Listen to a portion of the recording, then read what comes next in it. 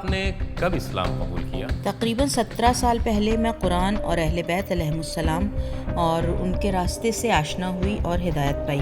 کس دین کی پیروکار تھیں آپ؟ میں ایک بدھسٹ گھرانے میں پیدا ہوئی تھی، اس لیے میں بدھسٹ تھی۔ آقا میں مسلمان ہو گئی ہوں قرآنی حکم کے مطابق۔ جب حجاب کر کے نکلتی تھی تو بعض وقت مشکل کا سامنا ہوتا تھا۔ ایک بار حجاب کی وجہ سے فلائٹ میں بھی سوار نہیں ہو سکی۔ جس کے اندر بھی فراغ دلی اور انصاف پسندی ہو وہ یقیناً اسلام کی طرف مائل ہوگا۔ 11 ستمبر کے حادثے کے بعد جب اسلام اور مسلمانوں کو بدنام کیا جا رہا تھا تو میں نے حقیقت جاننے کے لیے اسلام کا مطالعہ شروع کیا۔ آپ قرآن شریف کے ترجمے کو سمجھ لیتی ہیں؟ جی ہاں، میں نور قرآن کی وجہ سے مسلمان ہوئی۔ تو دکاندار نے کہا کہ ارے رہنے دیجئے۔ میں نے بھی کہا بہت بہت شکریہ اور دکان سے باہر جانے لگی۔ تبھی دکاندار نے کہا حساب تو کرو پہلے۔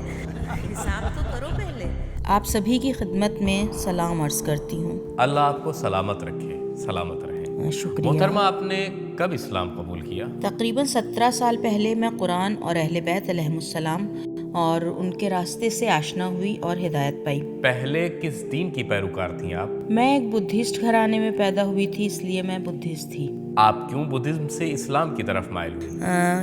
کیوں اپنے دین سے راضی نہیں تھی؟ چونکہ میں جانتی تھی کہ کوئی خالق ہے اور میں دنیا میں یوں ہی اتفاقیہ نہیں آئی ہوں، تو میری خلقت کا مقصد کیا ہے، میں اس کو جاننا چاہتی تھی۔ جب میں 9-10 سال کی ہوئی تو میرے ذہن میں کچھ سوالات تھے جو میرے لیے بہت اہم تھے۔ مثلاً ایک سوال یہی تھا کہ میں یہاں کیوں ہوں؟ یہاں مطلب دنیا؟ جی ہاں، دنیا، یعنی مقصد دنیا کیا ہے، اس سے پہلے میں کہاں تھی اور مجھے کہاں جانا ہے۔ ان سوالات کے جوابات مجھے جن ادیان سے میں آشنا تھی اس میں مجھے نہیں مل سکے۔ اچھا۔ 11 ستمبر کے حادثے کے بعد جب اسلام اور مسلمانوں کو بدنام کیا جا رہا تھا تو میں نے حقیقت جاننے کے لیے اسلام کا مطالعہ شروع کیا اور مجھے قرآن اور اسلام میں اپنے سوالات کے جواب ملے۔ جواب کیا تھا؟ قرآن کریم نے ایک آیت میں بہت ہی واضح اور روشن فرمایا، وما خلقت الجن والانس الا لیعبدون۔ وہ شخص جو واسطہ بنا، کیا آپ اسلام سے آشنا ہو کون تھا؟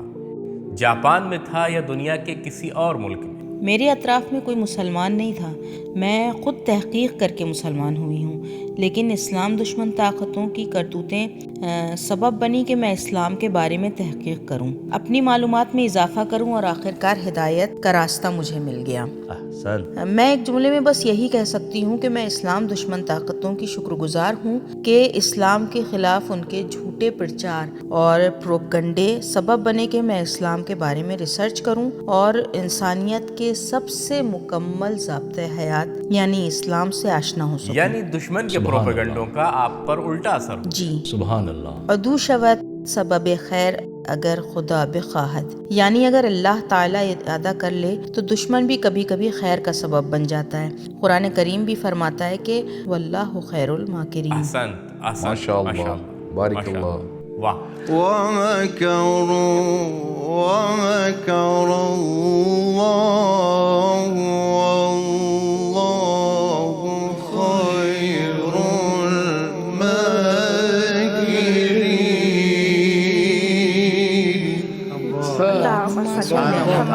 وَمَا خَلَقْتُ الْجِنَّ وَالْإِنسَ إِلَّا لِيَعْبُدُونِ فمن شرح الله صدره للإسلام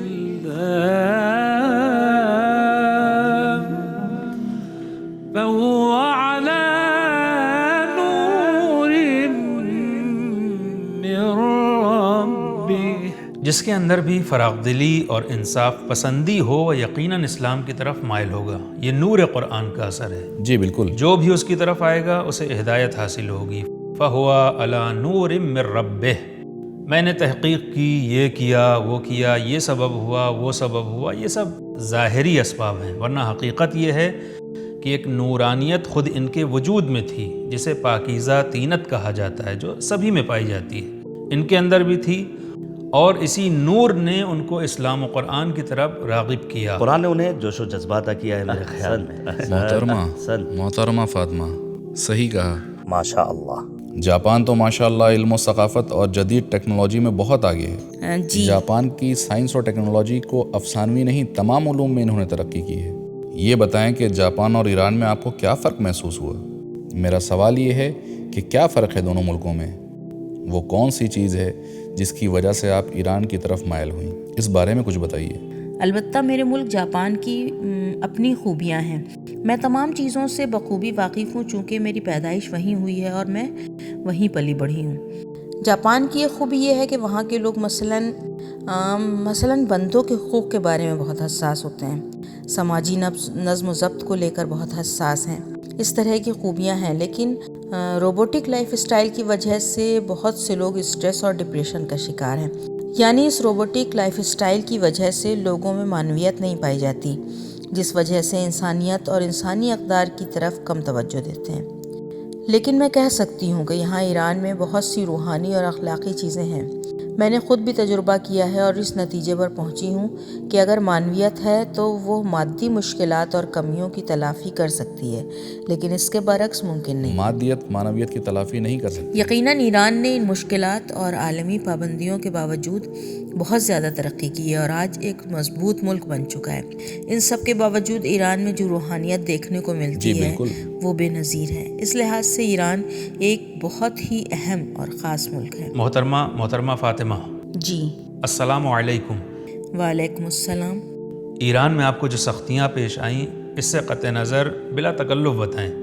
اگرچہ آپ کا ملک جاپان ایک ایسا ملک ہے کہ اکثر لوگ یہ چاہتے ہیں کہ جاپانی برانڈ کے سامان، لباس اور گاڑی خریدیں. آپ ان تمام سہولیات کو چھوڑ کر ایران آئیں. مجھے ان مشکلات کے بارے میں بتائیں جو آپ کو ایران میں درپیش ہیں. جی ہو سکتا ہے وہ مشکلات آپ کو جاپان میں پیش نہ آتی. آپ ان مشکلات کا کیسے سامنا کر رہی ہیں؟ یہاں میرے سامنے ابھی تک کوئی ایسی مشکل پیش نہیں آئی ہے جسے برداشت کرنا سخت رہا ہو. اگرچہ جاپان میں بہت سی سہولیات ہیں، مادی لحاظ سے معنویت اور دینی ماحول نہیں ہے. شروعات میں فارسی زبان نہیں جانتی تھی، میرے لیے بہت سخت تھا اور مجھے اس ملک کے کلچر سے بھی آشنائی نہیں تھی، تب مشکل تھا. مثال کے طور پر میں شروعات میں ایک ایرانی تکلفات کے بارے میں نہیں جانتی تھی. ایک بار میں ایک دکان پر گئی اور اس وقت تھوڑی فارسی مجھے آتی تھی. دکان پر گئی، سامان خریدا اور حساب کرنے کے لیے کاؤنٹر پر آئی تو دکاندار نے کہا ارے رہنے دیجئے. میں نے بھی کہا بہت بہت شکریہ اور دکان سے باہر جانے لگی. تبھی دکاندار نے کہا کہ حساب تو کرو پہلے. کہاں جا رہی ہے؟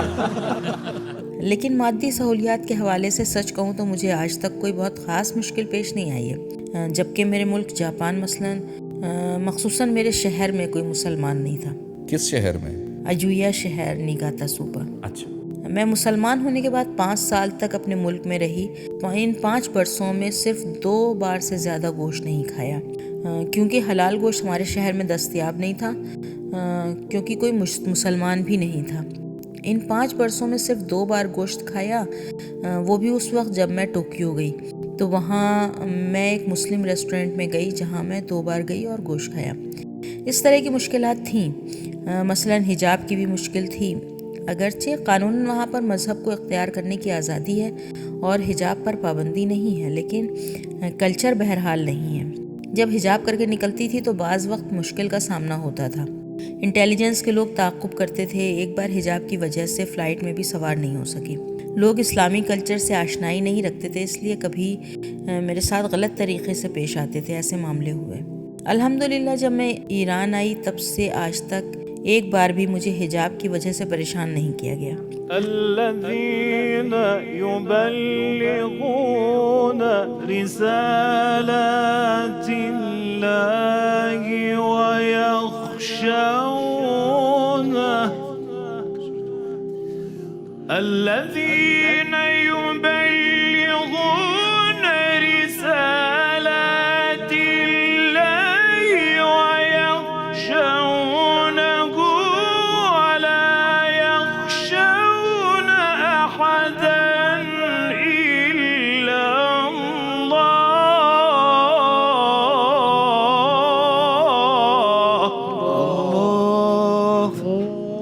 ربي هذا القلب زاد فيه الحب، ربي هذا القلب زاد فيه الحب مذ رأى جمالك في حار الطب قالوا إني صب امنحني وصالك امنحني وصالك بحثي عن إلهي بالعقل والقلب كل عقل ساهي محجوب عن ربي بحثي عن إلهي بالعقل والقلب كل عقل ساهي محجوب عن ربي لا تغفل يا لاهي عن صحيح الدرب والزم دين الله بالصدق والحب بالصدق والحب امنحني وصالك.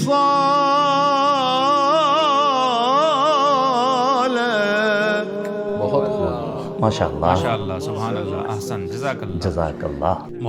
محترمہ فاطمہ، آپ قرآن شریف کے ترجمے کو سمجھ لیتی ہیں؟ جی ہاں، میں نور قرآن کی وجہ سے مسلمان ہوئی. اسلام کے بارے میں تجسس پیدا ہوا اور میں نے مطالعہ کرنا شروع کیا، قرآن سے آشنا ہوئی. جیسا کہ میں نے بتایا تھا کہ اس وقت جاپان میں اسلام اور مسلمان کی منفی تصویر پیش کی جا رہی تھی. گویا مسلمان علم و تمدن سے پوری طرح خالی ہیں، صدیوں پرانے ماحول میں جی رہے ہیں، بہت پسماندہ ہیں. جبکہ میں نے قرآن میں ایسی آیات دیکھیں جن میں جدید علوم کے بارے میں بات کی گئی ہے. یہاں تک کہ قرآن میں مذکور کچھ ایسی چیزیں ہیں جن کو سائنس نے ابھی تک دریافت نہیں کیا ہے. حقیقت میں اسلام بہت ترقی یافتہ دین ہے. احسنت احسنت. ماشاء اللہ سبحان اللہ. جزاک اللہ. بہت شکریہ محترمہ اوشینو، بہت اچھا لگا آپ کی بات کو سن کر. ماشاء اللہ. شکریہ. فلولا نفر من كل فرقة منهم طائفة ليتفقهوا في الدين. يا سلام. ماشاء اللہ جزاک اللہ. اجازت دیں ایک جملہ اجازت جاپانی دیں زبان کہ- میں مانوی جی، والد فرمائیں. پیغمبر اکرم صلی اللہ علیہ وآلہ وسلم کی شان میں کہیں. アーレベイトは、私たちの、精神的な、父とそして母であります。 اردو میں کہیے. اردو میں کہیے. اب اردو اسی میں. کو اردو میں کہیے. میں نے اختصار کے ساتھ جاپانی زبان میں کہا کہ اہل بیت علیہم السلام ہم سب کے معنوی ماں باپ ہیں. میں آپ کا شکر گزار ہوں. ان کی سلامتی کے لیے صلوات پڑھیں. اللہ